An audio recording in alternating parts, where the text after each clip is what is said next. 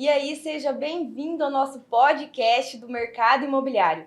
Hoje nós vamos falar sobre regularização de imóveis. Então, clica no aviãozinho, manda para sua família, manda para os seus amigos, que eu tenho certeza que tem muita gente conhecido seu que vai ter dúvidas sobre isso. E hoje eu trouxe aqui uma convidada especial, advogada, mestre em economia, doutora em direito, professora universitária, doutora Graziela Lodge. Olá, Oi, Grazi. Tati! Boa noite a todos. É uma satisfação estar aqui com você. A satisfação é minha. E poder falar desse assunto que é tão importante e relevante no mercado imobiliário. E que o pessoal tem muitas dúvidas, né? Muitas dúvidas e que traz muita insegurança jurídica. Verdade. Gente, eu lembro que eu conheci a Grazi, a doutora Graziela, né? Entrou em contato comigo para falar sobre imóveis. Tati, tô pensando em fazer um investimento, queria ver contigo algo sobre isso. Você lembra, Grazi? Eu lembro assim, e eu tava pensando justamente nisso, né? O nosso primeiro contato foi profissional, né, Tati? Foi profissional. E acabou que nós fomos estreitando aí os laços, as conversas, e vimos que as nossas áreas têm esse ponto em comum. Inclusive, quando os clientes me pediam alguma dúvida sobre o mercado imobiliário, eu já recorria à doutora. Isso mesmo. E agora estamos aqui, né? Para poder tirar também essas dúvidas das pessoas que nos assistem e contribuir para que tenhamos aí menos conflitos imobiliários. Sim. Inclusive, eu separei algumas perguntas que são as que eu mais recebo para a gente poder, para você falar para a gente um pouquinho de cada uma delas. Vamos começar? Vamos sim. Então tá. Então, a gente pode ver o seguinte. Quando a pessoa vende um imóvel, como que é feito esse processo de transferência para o novo proprietário? Tati, essa é uma excelente pergunta. E em decorrência do desconhecimento disso, nós temos repercussões jurídicas bem importantes em relação a isso. Então, eu fico muito feliz que você tenha iniciado já por essa pergunta, para que a gente tenha a possibilidade de falar sobre isso. Sim. Veja, a transferência da propriedade de um imóvel no Brasil, ela só se dá com o registro imobiliário. Olha só. E as pessoas confundem. Muita gente não sabe. Contrato de compra e venda com escritura pública, com registro no cartório de imóveis. E veja, nós precisamos de tudo isso, sim. Mas até não completar o último ato, que é a efetivação do registro,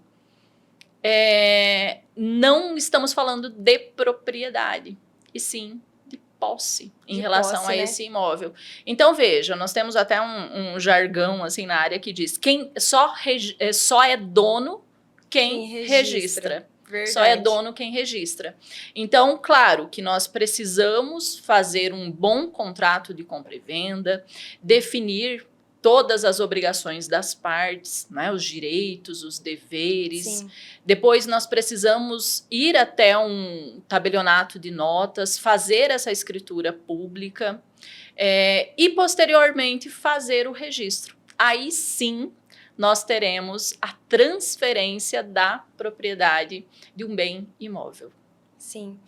E uma dúvida que me surgiu agora, e esse contrato de compra e venda, obrigatoriamente ele tem que ser registrado em cartório? É outra pergunta que as pessoas fazem, né? E pensam assim, por exemplo, mas eu tenho contrato de compra e venda registrado, isso já não transfere a propriedade? Não. Uma coisa é o contrato, né? Que é quando é um contrato particular, ele vai produzir efeitos entre as partes. Sim. E o que é o registro de um contrato, Tati? Às vezes as pessoas pensam assim, olha, eu fui lá e eu reconheci firma, então eu tenho o contrato registrado. E não, você só está tendo ali, né, da assinatura, então não é um registro. Para você registrar um contrato, você teria que ir num cartório de títulos e documentos, né, para dar publicidade disso, mas também o direito ali em questão seria o direito de posse, que ainda não é um direito real, não é a propriedade, porque não foi feito o registro no cartório de imóveis. E você fazendo essa pergunta, me surge outra questão assim, as pessoas pensam também, algumas pessoas podem, né, levar essa confusão e achar, não, mas eu tenho o documento do imóvel, eu já tenho a escritura pública. Sim. Mas se você tem a escritura pública e não registrou essa escritura pública no cartório de imóveis, ela também não vai produzir esse efeito para transformar esse direito real, né, o direito de propriedade. Sim. Uma dúvida também frequente é sobre averbação e registro. Qual que é a diferença de averbação e registro de imóvel? Nós temos, assim, algumas terminologias que elas são técnicas, né? Uhum. Então, os profissionais do direito, os profissionais da área notarial e registral costumam ter um conhecimento um pouco mais aprofundado sobre isso. E registro e averbação não são os mesmos atos, né? Certo. Nós temos ali a Lei 6.015 de 1973, que ela traz um rol, né, de quais atos devem ser registrados, quais atos devem ser averbados. Mas, para que nós possamos fazer uma diferenciação, assim, o registro, ele tem o condão de alterar o direito real em questão, né? Então, ele vai mudar, por exemplo, a titularidade de um direito de propriedade. Então, quando nós fazemos uma compra e venda de um bem imóvel, que nós vamos lá registrar essa compra e venda na matrícula do imóvel, você veja que nós estamos alterando o direito real de uma pessoa para outra, né? Então, isso precisa de um registro. Já a averbação, ela vai fazer uma alteração de um direito que já existe. Isso de uma maneira bem simplificada, né, Tati? Sim. Então, assim, então vamos imaginar, você já tem o terreno urbano. Certo. Né? Você comprou lá com a Tati um terreno urbano.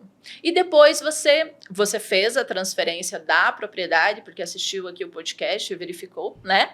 Que a transferência da propriedade só se dá com o registro, então seguiu todos os passos e foi lá e fez, então, o registro desse imóvel e mais tarde decidiu construir.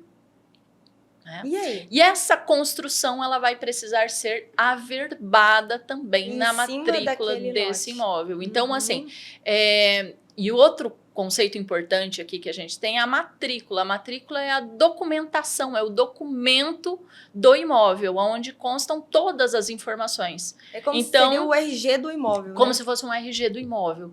Então, por exemplo, a matrícula, o número da matrícula, se não houver, né, um cancelamento da matrícula anterior, sim, ele não vai se alterar. Agora, por exemplo, depois da matrícula, nós temos ali os registros e as averbações. Então, nós temos o histórico todo na matrícula do imóvel. Por isso que tem algumas matrículas que são enormes, né? São enormes, porque aí nós tivemos, por exemplo, várias transferências de propriedade, ou várias averbações, ou a incidência de outros direitos reais também. As hipotecas, então, tudo tem ali. Alienação fiduciária, né? Tudo isso consta lá, deve constar na matrícula do imóvel. Grazi, tem um passo a passo para poder registrar um imóvel? Quais são os documentos necessários? Tati, assim, a documentação necessária, ela vai variar muito de acordo, né, com a situação também de cada imóvel. Mas, em breve síntese aqui, nós podemos dizer que, primeiro passo, estando um imóvel regularizado. Né? Então, vamos imaginar que o imóvel está totalmente regularizado e aí você faz a venda desse imóvel. Okay. Primeiro passo é fazer um bom contrato de compra e venda, conforme mencionei para você. Né? Principalmente se essa venda for a prazo, por exemplo, principalmente, né? Se a venda for a prazo. As pessoas, elas costumam olhar para esses aspectos jurídicos, assim, como formalidade ou como um excesso de burocracia. Sim. Quando, na verdade, isso é essencial para proporcionar segurança É uma proteção, jurídica, né? proteção.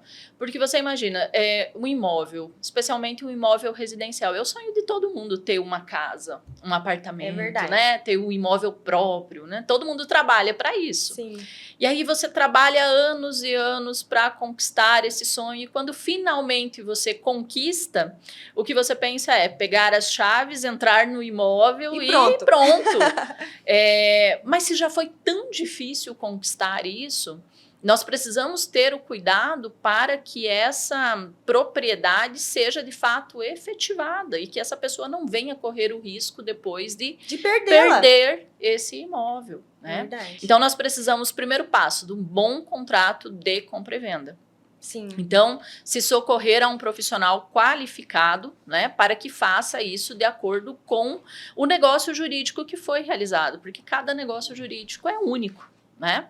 Sim. Então, primeiro, fazer esse acordo de vontades. Segundo passo, reunir toda a documentação. Que documentação que é essa? Documentação das partes envolvidas, tanto do comprador quanto do vendedor, né? Documentos pessoais, certidão de casamento, enfim, toda a documentação necessária e também do imóvel. Pensar, por exemplo, qual é a forma de pagamento, como você mencionou, tabular isso bem certinho.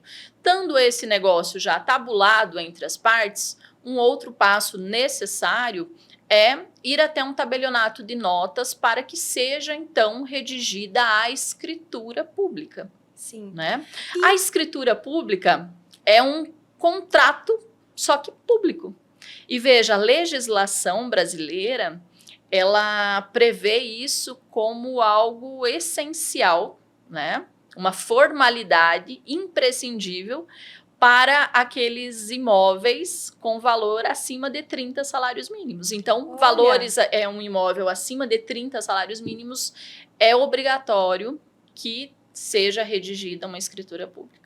Olha mas só, o difícil é importante. encontrar, né, um imóvel com menos de 30 salários mínimos, mas enfim. E aí, depois de ter essa escritura pública, então, redigida, lembrando que todos os tributos, né, especialmente o imposto de transmissão, que é o ITBI, também precisa ser recolhido antes do registro de imóvel. Né? Em qual fase que é tirada todas as certidões negativas? As certidões negativas, o ideal é que antes de elaborar o contrato de compra e venda, essas certidões já sejam tiradas. Sim. Por quê? Porque, veja bem, a pessoa, mais uma vez, a pessoa está comprando um imóvel, né? Os imóveis, eles têm um valor agregado alto.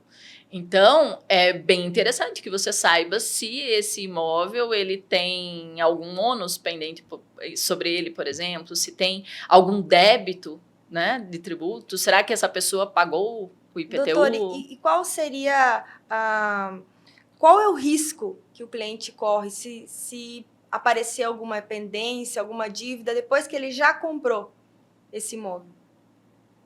É sempre importante a gente ressalvar que, só complementando o que Sim. eu havia te mencionado antes, depois que nós fizermos essa escritura pública, aí pegamos todas as certidões, anexamos toda a documentação, recolhemos o tributo, aí sim precisa do registro. Né? Então, aí o registro no cartório de imóveis. Qual é o risco, Tati? O risco é da pessoa se tornar responsável por aquela dívida. Né? Então, quando você adquire um bem imóvel e pende sobre ele algum débito, o comprador ele passa a ser responsável por aquele valor perante o fisco, por exemplo. Né? Então, essa responsabilidade tributária acaba incidindo sobre o comprador. Por isso também a importância de contratar um bom corretor de imóvel para que ele já colha todas essas certidões para que esse proprietário, tanto o comprador quanto o vendedor, fiquem seguros com a negociação. Sim. Né? E outro aspecto assim, que é importante nós falarmos, que antes, né, da elaboração da escritura pública e antes do registro desse imóvel, né, o registro da transferência da propriedade, por exemplo, na matrícula do imóvel, tanto o notário ou o tabelião, né, no cartório Sim. de notas, no tabelionato de notas, quanto o registrador no registro de imóveis, eles fazem uma qualificação notarial e registral. Ou seja, eles verificam se toda a documentação que foi apresentada Está de ok. fato está ok, se os tributos foram recolhidos. Então, é muito difícil nós termos, né, o registro de um imóvel com alguma pendência. Por isso que nós temos ali o prazo de até 30 dias para que seja feito o registro. Então, primeiramente, nós vamos fazer o protocolo de toda a documentação. Nos primeiros 15 dias é feita essa qualificação para verificar se a documentação está ok. Se tiver alguma pendência, esses profissionais, né, notários e registradores, vão informar para que o cliente possa regularizar para somente depois registrar, então, essa transferência de propriedade. Eu tenho aqui também um exemplo que eu separei. Um cliente meu, ele construiu a sua casa já faz uns 10 anos. E aí, ele construiu a casa com o projeto, com a planta, só que ele fez algumas alterações na casa. Ele construiu uma área a mais e agora ele decidiu vender a casa. E aí, só que ele tem a escritura do terreno em nome, porém, ele construiu a casa e não mexeu mais com documentação nenhuma. Então, aquela casa, vamos dizer que não existe, né? Então, nos documentos, ninguém sabe que aquela casa está lá em cima daquele terreno. E agora ele quer vender essa casa. Então, o que seria a primeira coisa que esse cliente deve fazer? Porque, geralmente, quem vai comprar essa casa, a pessoa geralmente precisa financiar uma parte da casa. Então, mais um motivo para que esteja tudo certinho a documentação, para que o banco libere esse financiamento, né? Exatamente, Tati. Veja só. Infelizmente, nós temos uma cultura de fazer a regularização do imóvel somente quando há uma necessidade imposta por algum motivo. Né? Então, nesse caso, por exemplo, você mencionou quando foi vender, ou, por exemplo, quem vai comprar precisa de um financiamento, e aí, obviamente, que esse imóvel precisa estar regularizado. Então, eu vou te responder isso, mas depois eu vou te dizer que não é somente nesses casos que a gente precisa regularizar o imóvel.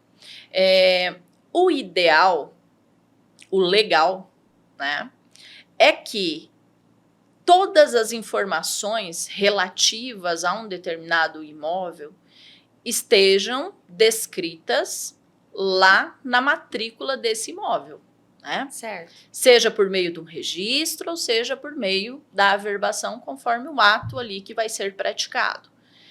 Mas isso precisa, né? Por exemplo, assim, a realidade fática, ou seja, o que está fisicamente lá no imóvel, deve corresponder com a realidade formal, a realidade jurídica, né, com o que está na matrícula do imóvel.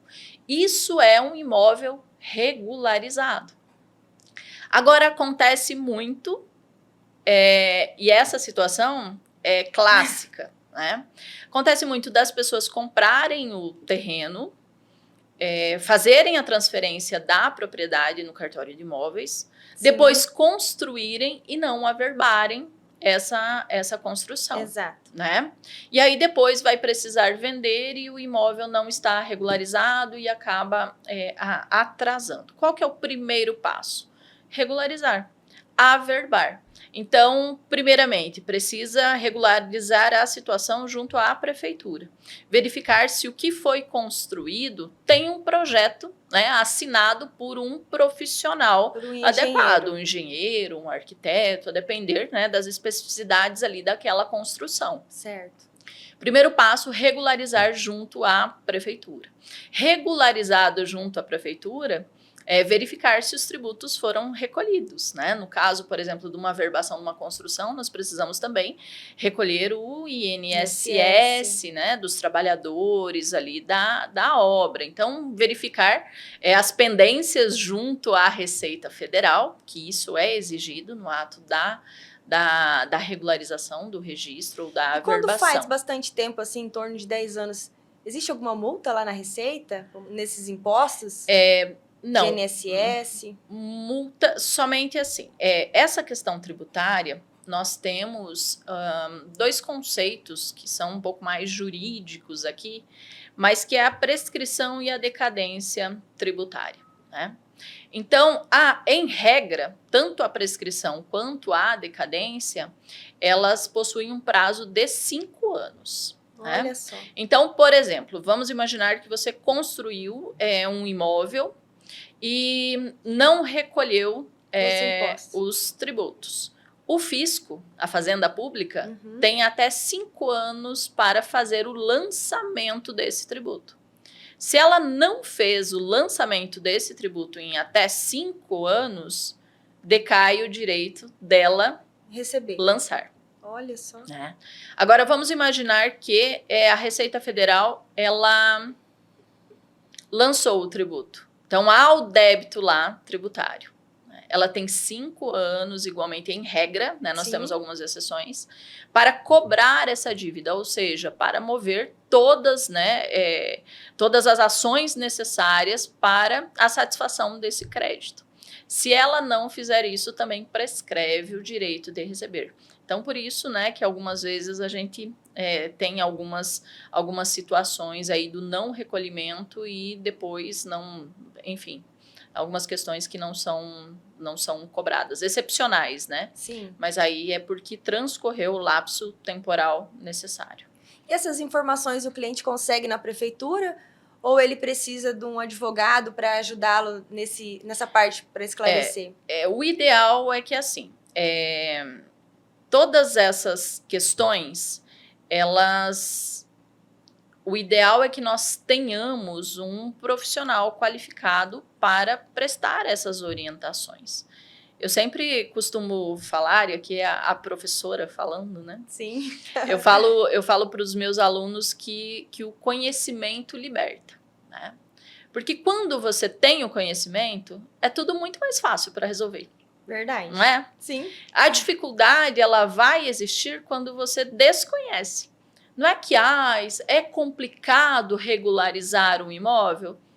Não. Para quem sabe fazer, não é. Sim. Né? Então, eu penso que assim, cada um atua na sua área, né, Tati? Então, você, por exemplo, corretora de imóveis, você vai se especializar em fazer muito bem feito aquilo que você faz. Então, nós temos profissionais qualificados para cada área. Certo. Então, se, por exemplo, uma pessoa ela não tiver essa disponibilidade de tempo e nem conhecimento para fazer essa regularização por si só, que demanda conhecimento, tempo, dinheiro, o ideal é que ela realmente busque alguém, né, com conhecimento para fazer isso. Um advogado pode dar essa assessoria. Um advogado, né, especializado em direito imobiliário pode prestar essa assessoria de uma maneira bem adequada. Doutora, às vezes eu pergunto para o meu cliente se o imóvel dele é averbado e ele não sabe me responder. O que seria averbação? Tati, todas essas informações, elas devem constar na matrícula do imóvel. Então, na dúvida, não sei se averbei, se não averbei, solicita uma certidão no registro de imóveis. Uma né? certidão atualizada. Uma certidão atualizada, uma certidão de inteiro teor, né? Sim. Vai constar ali todos os atos que foram praticados, todos os registros e todas as averbações que estão naquele imóvel. Se não constar na matrícula do imóvel, é porque não foi averbado. Né? Perfeito. Então, na dúvida, sempre uma certidão atualizada. E às vezes, assim, as pessoas também ficam na dúvida, né? Precisa fazer um determinado negócio jurídico, precisa fazer a regularização do imóvel na prefeitura.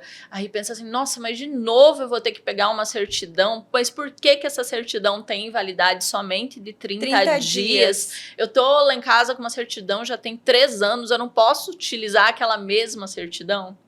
E você veja bem, a certidão, ela vai ser como um raio-x do imóvel naquele momento, né? Certo. Então, vamos fazer uma analogia aqui. Imagine que uma pessoa a saúde do imóvel. Saúde do imóvel. Vamos imaginar que a pessoa esteja doente.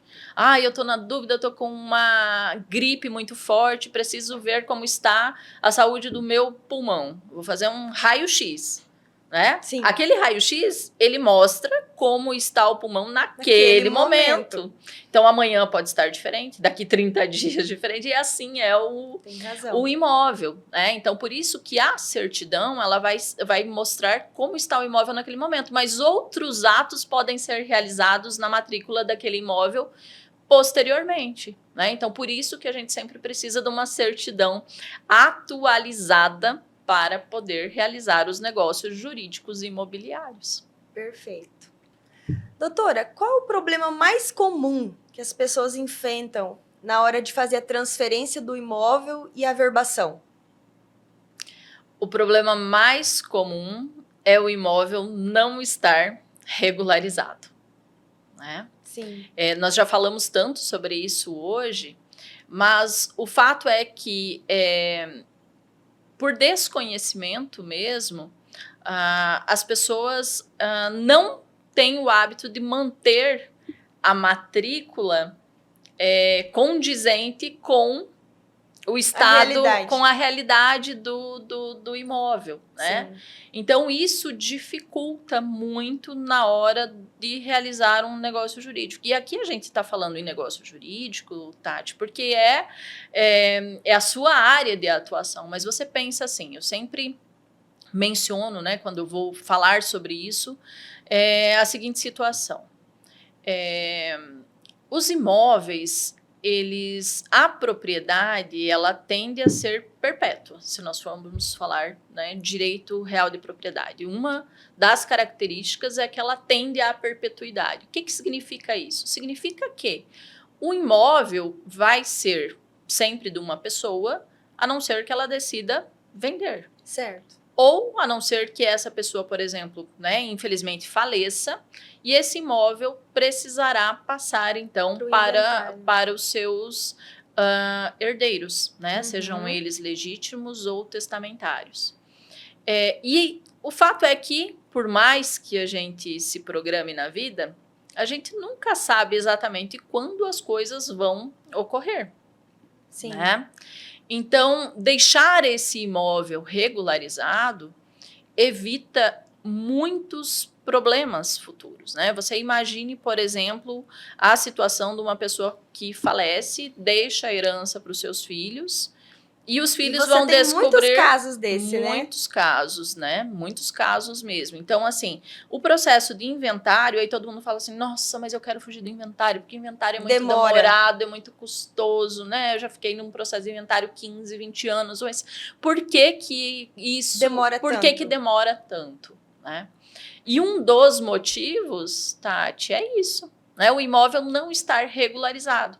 Então, pensa, para que ocorra a transmissão da propriedade, como a gente já falou, Sim. que só se dá por meio do registro no cartório de imóveis, o imóvel ele tem que estar todo regularizado.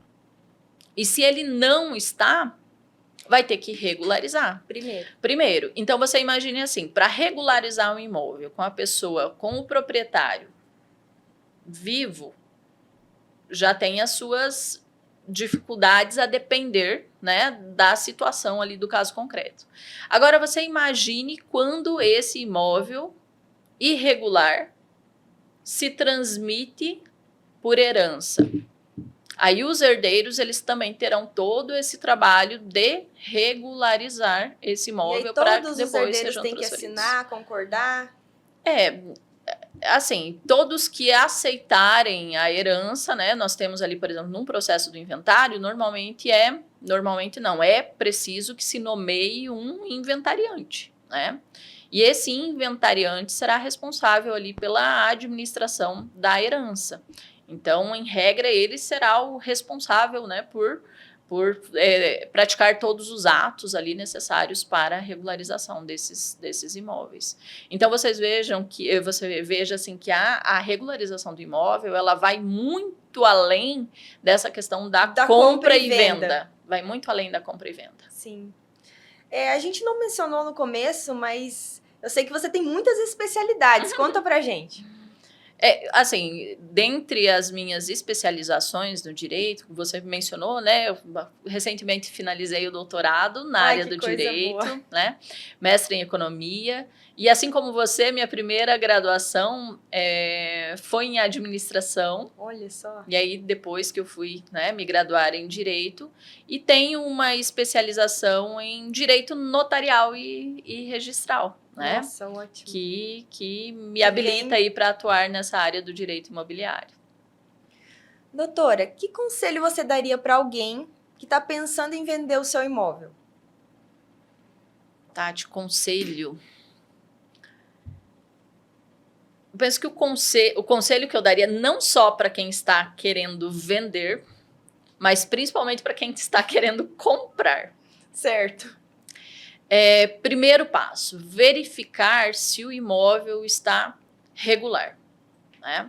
Ou seja, se todos os registros e averbações foram realizadas na matrícula.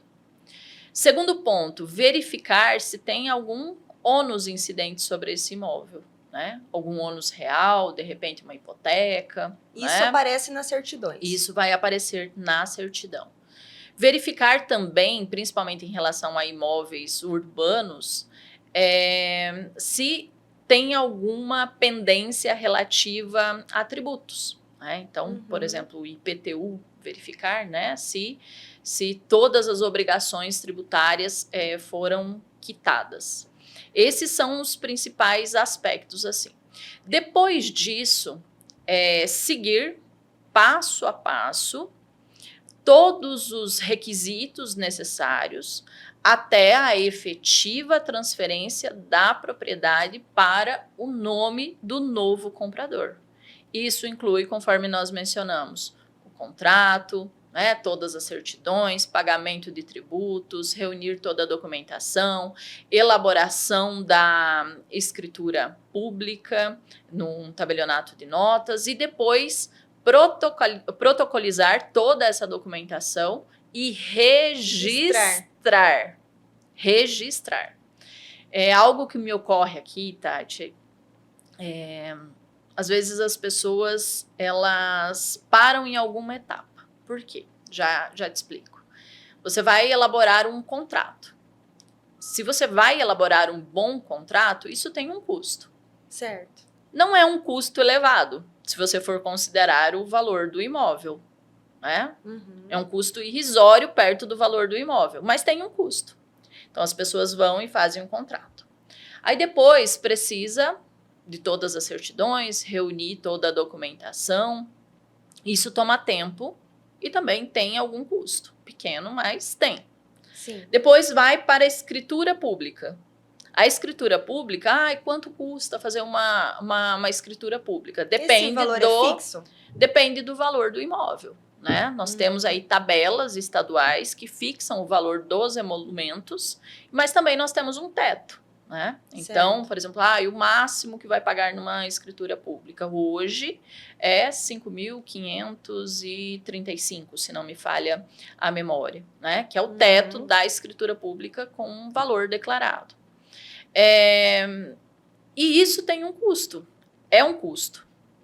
E aí pensa assim, não, mas eu já fiz a escritura pública, então agora eu não vou registrar, porque se eu for registrar tem mais um custo dos emolumentos. Mas eu já tenho escritura e isso já me resguarda.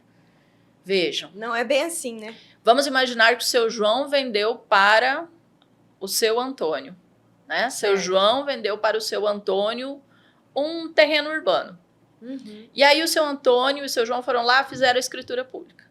Só que o seu Antônio não registrou a escritura pública. Aí, de repente, o seu João, de má fé, foi lá e vendeu o mesmo imóvel para outra pessoa. Para o seu José. Né? O seu José foi lá, fez a escritura pública e levou até um cartório e registrou. Quem é o dono do imóvel? Seu Antônio ou o seu José? Que comprou depois? Pessoa, né? A última pessoa. Por quê? Porque a transferência da propriedade, ela só se dá com o registro. Né? Olha a importância. A importância. E a importância do protocolo lá no registro de imóveis também. Porque quando você protocoliza, embora ainda não tenha o registro, mas esse protocolo, ele gera uma preferência no registro. Sim. Né? Ele gera uma preferência no registro. Então, porque se eles fazem todo esse trâmite e não passa para o cartório não tem como ficar saber. sabendo. Não tem como saber, porque só vai saber o que está na matrícula do imóvel. E se aquela escritura pública não foi registrada na matrícula do imóvel, é como se aquela escritura pública não existisse, né, para efeitos de transferência da propriedade. Então, veja a importância, né, Tati, de seguir todos os trâmites. Aí você me pergunta assim, vamos imaginar que tudo isso aconteça. Aí, para você resolver toda essa situação, vai ficar muito mais caro do que o valor dos emolumentos que você teria que pagar para garantir o seu direito constitucional de propriedade. Então, assim, eu sempre falo que algumas economias não são inteligentes, né? Algumas despesas, né, que as pessoas pensam assim, eu vou economizar nisso e não vou fazer, né? Mas assim, são necessárias para garantir a efetivação desse direito real tão importante que é o direito de propriedade. Olha só. E deixa eu te perguntar um outro exemplo. Um imóvel rural, uma chácara, por exemplo. A pessoa comprou essa chácara, não transferiu o documento, não fez a documentação, e esse vendedor, ele se separou da esposa. E aí agora, né, como todo mundo se preocupa em regularizar a documentação quando quer vender o seu imóvel, então agora essa pessoa ela quer vender a chácara. Só que agora que ele se preocupou em fazer a documentação, e aí ele foi atrás e houve essa separação desse casal que tinha vendido para ele. E agora ele não está conseguindo regularizar rápido como ele imaginou que fosse. Por quê, doutora? Veja, Tati, as implicações de você não regularizar um determinado imóvel. Porque os aspectos na nossa vida, eles são mutáveis. Sim. Inclusive, o estado civil das pessoas também se altera. Né? E veja, um dos atos que precisam ser averbados lá no registro de imóvel é a alteração no registro civil. Então, por exemplo, uma pessoa é solteira. Sim. Ela se casou. Isso precisa ser levado, né, para constar lá na matrícula do imóvel a alteração desse estado civil. Da mesma forma, a pessoa divorciou. Era casada, divorciou. Isso também precisa ser dado publicidade lá no cartório de registro de imóveis, porque isso afeta os negócios jurídicos. O estado civil da pessoa natural afeta a realização dos negócios jurídicos. Né? Então, por exemplo, uma pessoa casada vai vender um imóvel, vai precisar da outorga conjugal. Do cônjuge. Né? Uma pessoa em união estável, que não declara essa união estável, vende um imóvel, depois, né, podemos ter aí uma ação anulatória. Então, são situações que precisam ser verificadas. Então, é uma situação de urgência. Comprou um imóvel, primeiro passo, regulariza. Transfere a propriedade, porque se algo acontecer, ele está resguardado. Já está resguardado. Então, as pessoas, por exemplo, nesse seu caso, foi a mudança do estado civil. Ou seja, aquela ex-esposa ou ex-esposo podem já não querer dar a outorga. Ou será que esse imóvel já não faz parte da ameação?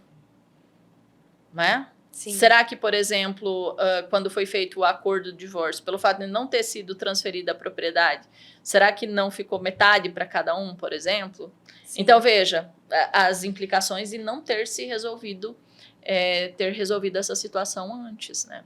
E imaginem, por exemplo, como nós estávamos mencionando antes, você compra a propriedade, compra o imóvel, não transfere a propriedade e a pessoa falece.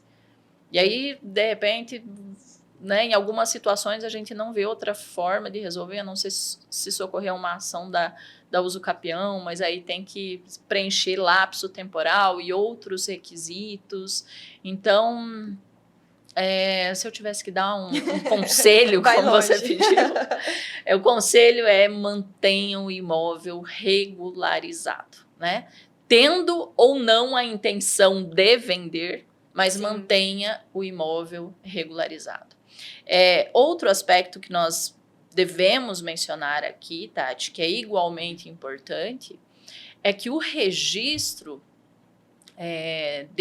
da transferência da propriedade lá na matrícula do imóvel, ela vai gerar publicidade, né? Sim. Então, o cartório, ele também tem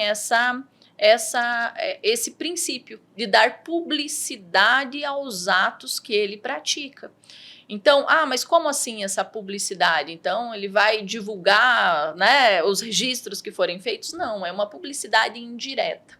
Como é que funciona essa publicidade indireta? Fica disponível para quem... Fica disponível por meio da certidão. Uhum. Né? Então, por que nós falamos que é uma publicidade indireta? Porque qualquer pessoa que queira saber algo a respeito de qualquer imóvel, somente chega lá e pedir uma certidão atualizada que vai constar ali. Então, veja, isso traz segurança jurídica. Né? Se eu quero comprar um imóvel, vou lá, primeiro passo, vou pedir a certidão atualizada daquele imóvel. Uhum. Né? Sim. Está regularizado. Realmente, o que eu vi lá no imóvel consta na matrícula, isso já me traz uma segurança. Faço a transferência para o meu nome, pronto. Né? Você evita aí inúmeros conflitos, dor de cabeça, perda de tempo e principalmente de dinheiro no meio, né, de toda essa situação. Porque conflitos sempre são onerosos. Despesas. Conflitos sempre são onerosos. Doutora, quando uma pessoa compra, por exemplo, um terreno da loteadora, e aí ele vende esse terreno para outra pessoa, que vende para outra, e assim sucessivamente. Quando a gente vê, tem 5 proprietários desse terreno, mas a escritura não foi feita ainda. O terreno ainda consta no nome lá da loteadora. E aí, como que faz para resolver um caso desse? Então, Tati, como resolver essa situação? Sim. Né? Você veja que por mais que a gente tenha na lei um requisito que nós precisamos do registro para transferir a propriedade, mas a gente sabe que no mundo dos fatos as pessoas fazem negócios jurídicos e acabam não formalizando, né? Sim. Ou fazem contratos verbais, né? Que torna ainda mais difícil. Você já ouviu falar no contrato de gaveta? Já. Contrato de gaveta é aquele que as pessoas fazem, né? É um contrato particular ali, enfim, só entre as partes, guardam lá na gaveta e esquecem que tem que fazer uma escritura pública, que tem que fazer um registro desse imóvel e vão transferindo a propriedade, né? O seu João comprou da loteadora e aí seu João vendeu para o seu José, que vendeu para o seu Antônio, que vendeu para a dona Maria e a dona Maria quer regularizar o imóvel. Sim. A dona Maria pode procurar diretamente a loteadora para fazer a transferência da loteadora para a dona Maria? E aí, Tati, o que você pensa? Poder pode, mas eu acredito que a loteadora não vai aceitar. Não pode. Nós precisamos ter essa continuidade registral. Nós não podemos quebrar a cadeia. Nós precisamos ter essa história do imóvel. Sim. Então, a dona Maria vai ter que procurar quem ela comprou. Essa pessoa vai ter que procurar o anterior, que vai ter que procurar o anterior e que vai ter que voltar. Vai ter que regularizar da loteadora para o primeiro, depois do primeiro para o segundo, depois do segundo para o terceiro, até chegar na dona Maria. Isso é simples, Tati? Depende, né? Sim. Se todas as pessoas, por exemplo, estão vivas, Se todas as pessoas continuam morando aqui em Lucas do Rio Verde, Se moram na mesma cidade. né? Porque às vezes você não encontra. Sim. E, por exemplo, tem todos, mas aí uma pessoa desse elo, dessa cadeia, se perdeu. E aí, o prazo? como é que regulariza? Qual que é o prazo da transferência? De um para o outro? Quanto tempo O leva cartório, isso? se a documentação está ok, é muito difícil a gente trabalhar assim com tempo, fixar um tempo. Olha, vai demorar exatamente tanto tempo de um para o outro. Por quê? Porque, as situações elas se alteram, né? Sim. Então, por exemplo, é mais fácil a gente falar com o tempo que o cartório demora para fazer esse registro. O cartório, Ok. ele tem até 15 dias, dá prenotação até 15 dias para fazer aquela qualificação registral. Sim. E depois mais 15 dias, em regra, para fazer o registro. E isso a documentação estando Ok. O maior problema nesses casos é justamente organizar a documentação para levar até o cartório, né? Sim. Porque aí tem todo esse trabalho de buscar Formiguinha. cada um, né, desses membros da cadeia e regularizar esse negócio um por um. Então, e aí, quando o tempo já passa, as pessoas já não querem mais pagar os tributos, por exemplo, né? Porque para cada um dessa cadeia tem que pagar um imposto de transmissão, E vai acontecendo inclusive. ganho de capital, né? Ganho de capital, que pode incidir, né? Sim. Em imposto de renda. E também nós temos aí o imposto de transmissão, que é o famigerado ITBI, né? Sim. Que todo mundo, né, se assusta, assim, mas que é necessário pagar, né? Esse imposto de transmissão. Aí, por exemplo, a Dona Maria, o que acontece na prática? Às vezes a Dona Maria, que está lá na ponta, que ela quer ver toda a sua situação regularizada, ela acaba arcando com maior parte dos custos para poder regularizar o seu imóvel. Porque as outras pessoas, elas já não têm Sim. tanto interesse assim nesse negócio jurídico, porque já receberam o valor que gostariam de ter recebido. Olha né? só. Então, o ideal é que nós não finalizemos nenhum negócio jurídico até a completa transmissão da propriedade. Para só depois fazer o próximo negócio. Exatamente. Doutora Graziela, estamos chegando já ao final do nosso podcast. Tem mais alguma coisa que você gostaria de falar para o nosso público? Olha, teriam muitas outras coisas, né, que nós Sim. poderíamos falar dentro desse assunto de regularização imobiliária. Hoje nós procuramos focar nessa questão da transmissão da propriedade, ressalvar a importância do registro no cartório de imóveis, que somente assim nós teremos aí a transferência da propriedade para um novo dono. E esse é apenas um dos aspectos aqui da regularização de imóveis, Sim. né, Tati? Então, até temos muitas outras dúvidas, muitas outras dúvidas, muitos outros assuntos, mas eu acredito que a mensagem principal que nós gostaríamos de deixar hoje, né, acerca da importância de cumprir os requisitos legais, não somente como um aspecto, não visualizar isso como um aspecto burocrático, mas sim como algo natural, algo necessário para a efetivação de direitos e para evitar conflitos. Evitar possíveis então, problemas. Então, precisamos priorizar a nossa segurança jurídica, inclusive nos negócios imobiliários, principalmente nos negócios imobiliários que envolvem tanto valor, né, tantos recursos aí financeiros. Perfeito. Doutora Grazi, muito obrigada pela sua contribuição, pela sua participação. Aprendi muito hoje aqui com você. Tati, foi uma alegria estar aqui com você hoje. Muito obrigada. Obrigada pelo convite.